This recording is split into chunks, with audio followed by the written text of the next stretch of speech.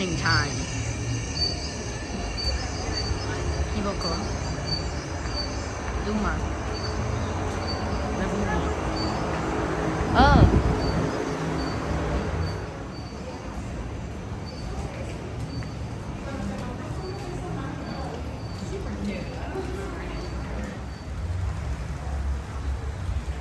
So be sensitive to book your adventure in advance.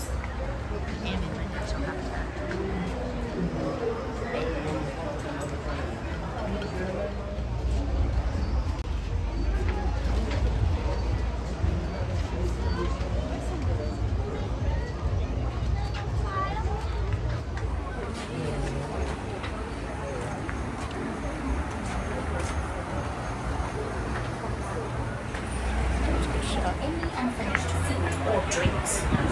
If someone in your party is traveling with a mobility device, please line up behind that person, allowing them to leave the group through the gate at the end of the ramp immediately in front of you.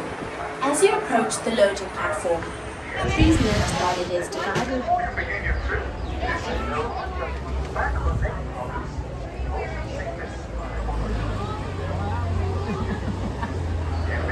Kilimanjaro Safaris. Para su seguridad, It's all right. mantengan las manos tras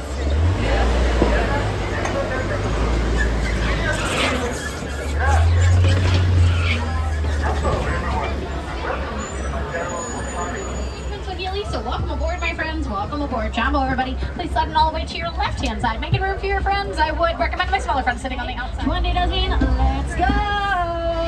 Well, Jumbo, everybody. Hey, my name is Aria. I come to you all the way from Iowa. Any Midwesterners back there?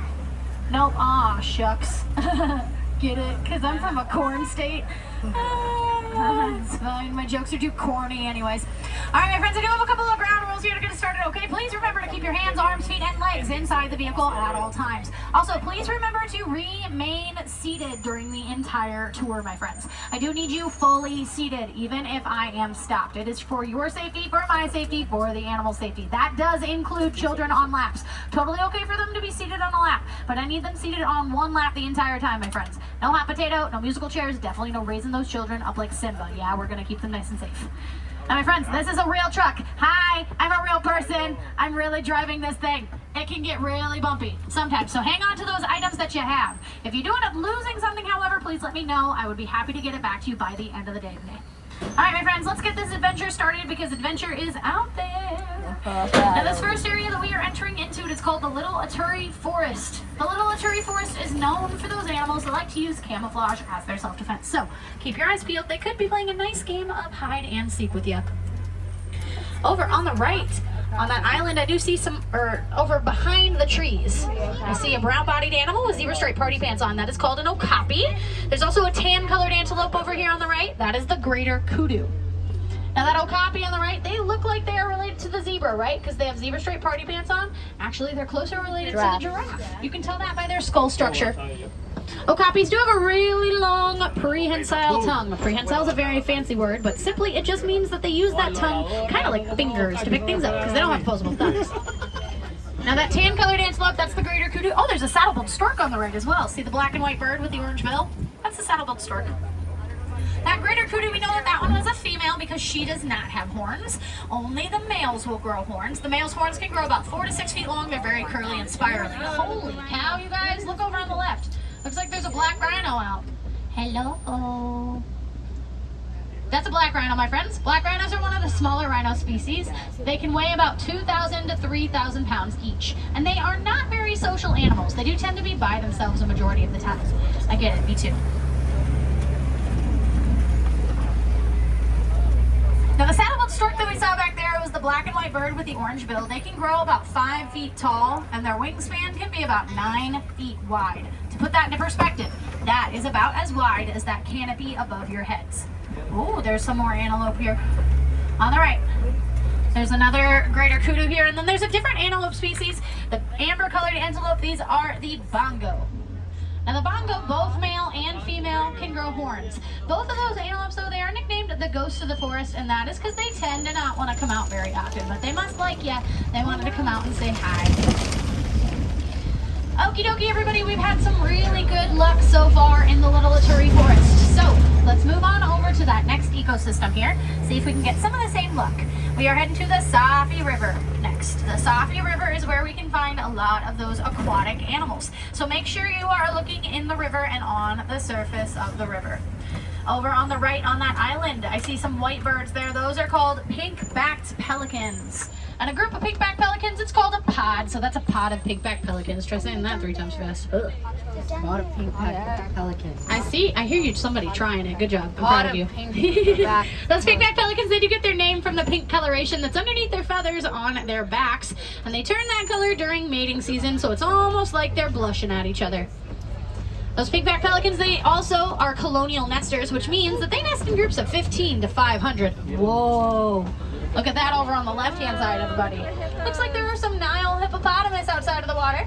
Oh, there's one in the water, too. Oh, there's 2. Look, they just popped up to say hello. Make sure children are staying fully seated, though, my friends. We got to stay fully seated back there. Thank you. Those are very dangerous.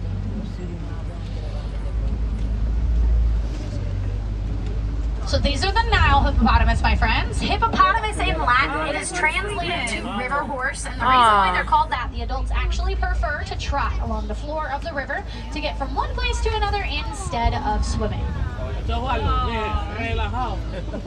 It's pretty rare that we see them outside of the water like that, because they do like to stay submerged underneath the water for the majority of the day. They can actually stay underneath the water for several minutes at a time without taking a single breath, including while they're sleeping. When they're sleeping, they're going to sleep on the bottom of the river, and then when they need to take a breath, they'll float up to the top, take a breath, and sink right back down, all while they're still sleeping. Yep. Crikey, as we cross this bridge, look over your left shoulder. There is going to be a Nile crocodile in the grass. Look over the left shoulder. Oh, there he is. Yep.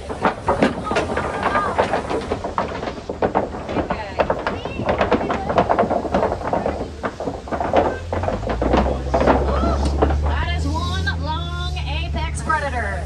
That Nile crocodile can grow about 16 to 20 feet long. To put that into perspective, that is about as long as a giraffe stands tall. Now, I like to think of Nile crocodiles kind of like sunflowers. Oftentimes, you'll see those Nile crocodiles sitting outside of the water with their mouths open. Now, the reason why they're doing that, they are trying to face towards the sun, soak in all those sun rays and heat up their body temperature. And they are known for their super strong jaws, and they will use those super strong jaws for good. The females will take those eggs when they first lay them. They will rattle them around inside of their mouth and create a better hatching period for them. And then once those babies have hatched, they will carry their babies around inside of their mouths. So they are excellent parents. Now, it does look like we are about to enter into the savannah next. The savannah is where we can find a lot of those iconic African animals. Now, does anybody have a favorite iconic African animal back there? Tell me what you got. Cheetah, that's a good one. What I hear in the back? Giraffe. Oh, fantastic. Anybody else? Elephant. Oh my gosh. Fantastic. Lion. Oh my gosh. All animals. They like to travel in big, large groups. Actually, their groups can grow up to the size about 1.5 million in size.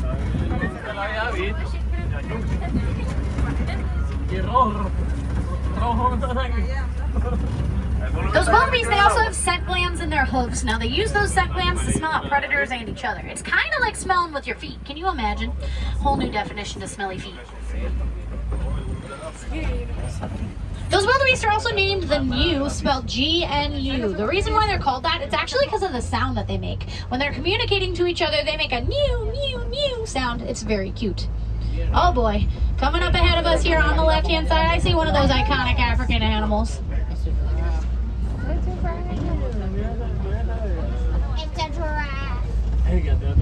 I see a Maasai giraffe here on the left-hand side. These are the Maasai giraffe. Oh, it's a whole tower of them. Look at that over on the left, everybody. A whole group of giraffes is called a tower. So this is a tower of giraffes. Oh my gosh. And you see these large antelope species that are right in front of us? These are my favorite animal. These are called elands. I love you. Okay, I'll talk about them in just a second. We'll talk about the giraffes here. Those are the Maasai giraffe. I specify that because there are several different species of giraffe. The way you can tell that those are Maasai giraffe is by the spot patterns on their bodies. They are non-geometrical spot patterns, so they kind of look like puzzle pieces. Those elands, they're my favorite animal. They are the largest antelope on the reserve. Now, elands are very similar to me because when they walk, their knees make a clicking noise. They have a little tendon that's over top of their knees. Every time they walk, it clicks.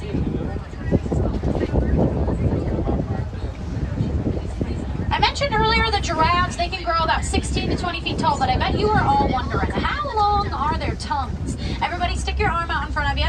From the tip of your middle finger all the way down to your elbow, it's about how long their tongues are. About 18 inches. No, isn't that pretty crazy? Long. Now they have really long prehensile tongues as well. That's that fancy word. It just simply means that they use that tongue kind of like fingers to pick things up. They don't have opposable thumbs. We have passed by a couple of these big trees here on the right and left. Those were the baobab trees. Baobab trees do have several different names to them. They are called the tree of life or the upside down tree. There's another one right here on the left. Now the reason why they're called the upside down tree, if you look up at the top, those branches don't have a whole lot of leaves on them. That does happen during the majority of the year, so those branches kind of look like roots. But you may be asking me, Aria, why is it called the tree of life? It doesn't look very full of life. Okay, sure, on the outside. But on the inside, it is filled with life. Those trees do have thousands and thousands of gallons of water on the inside of them. The animals will use those trees kind of like a big old water fountain. They'll come up to those trees, poke a hole in it, and replenish themselves during the dry season. Over here on the left, I do see some greater flamingo here.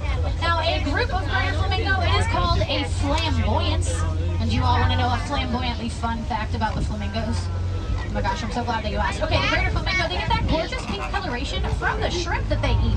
Inside the shrimp, there is a protein, it is called beta-carotene, and that is what turns them pink. But when they are first hatched, they do come out looking very gray and fluffy.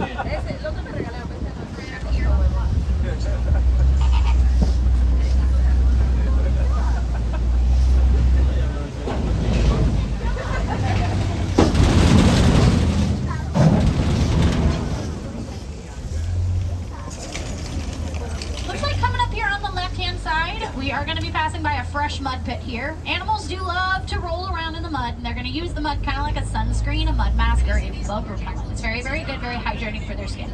I think I see some tracks up ahead, so let's go see if we can catch up to any of those animals that might have been rolling around in that.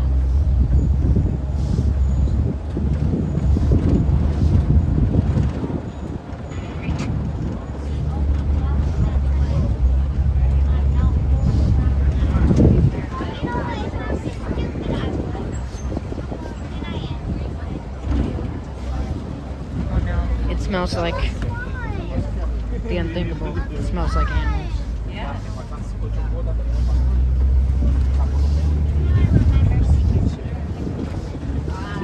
Ooh, you guys, I see a really fast animal laying down over here on the left, right behind this tree. I see a cheetah. Oh, there's two of them.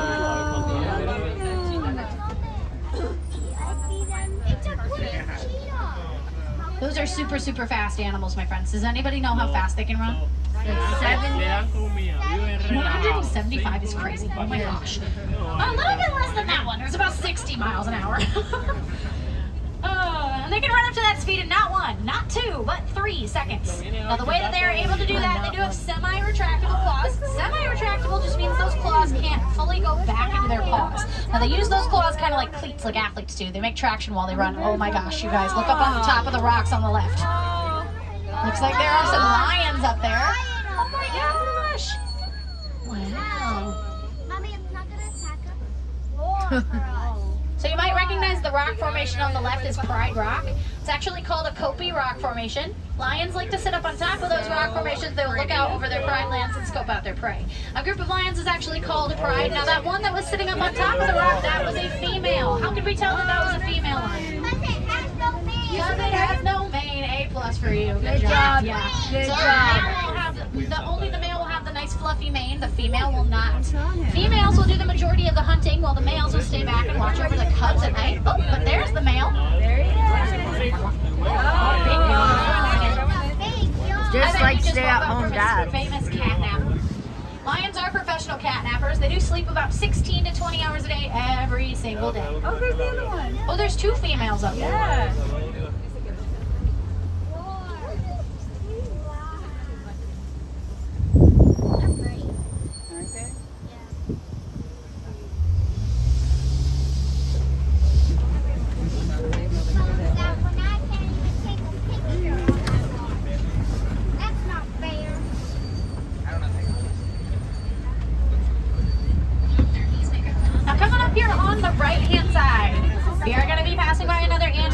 species. These are the waterbuck.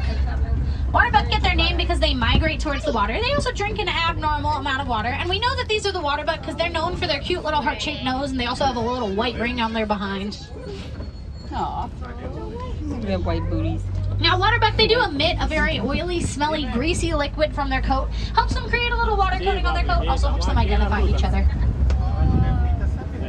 Oh my gosh, you guys. Look over on the right in the grass. Looks like some ostriches must have just laid some eggs. Holy cow.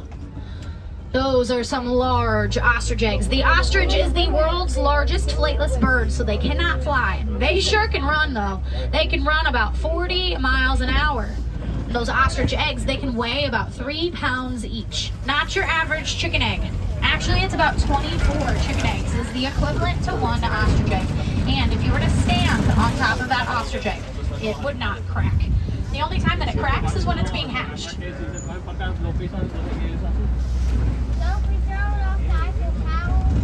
I don't All right, think friends, it does look like we are leaving the savannah. We're entering into the reserve warden's post. Now, the reserve warden is the person that takes care of all these animals on the reserve. Now, I do want to draw your attention to that yellow box that's hanging there. That is a bee box. Now, over in Africa, there was a bunch of elephants that were coming onto people's farmlands. They were trampling everything and eating all of their crops, and people weren't very happy with that. So we had to come up with a better solution. So we looked at those elephants and we said, elephants are eating from one tree but not another. Why is that? Oh, there's bees in one tree. Maybe they're scared of bees. Their hearing is really, really sensitive. They can hear those bees from miles away. They also just don't want to be stung. So we used that information and we said, hey, farmers, what if you guys put bee boxes, those yellow boxes, at the perimeters of your farms? Maybe that would help. So they did, and lo and behold, that did solve a lot of their problems. Those elephants no longer came onto their farmlands, and we learned that humans and elephants can live in harmony. And that is just one of the many ways that research and conservation efforts can ultimately save the lives of these animals. Because, my friends, a lot of the animals on the reserve, they are facing either endangerment, habitat loss, or both. So it's really, really important for us to be mindful about the things that we do every single day so we can help out these animals and ultimately save them. And one of the best ways that we can do that is simply by sharing the knowledge that we learn about these animals to our friends, to our families. Forgot. Now, these You guys, have they to don't have have voices. money. They can't share their own stories, but we sure can. So I'm going to encourage all of you guys that if you found a fact that you really liked I'm about just any of kidding. these That's animals, okay. if you learned about a whole new animal you never knew existed, or hey, maybe you really like that bee story, go out and take that information and share it with your friends, with your families. It's really, really important for us to make sure that we are keeping their stories alive and being the voice for the voiceless.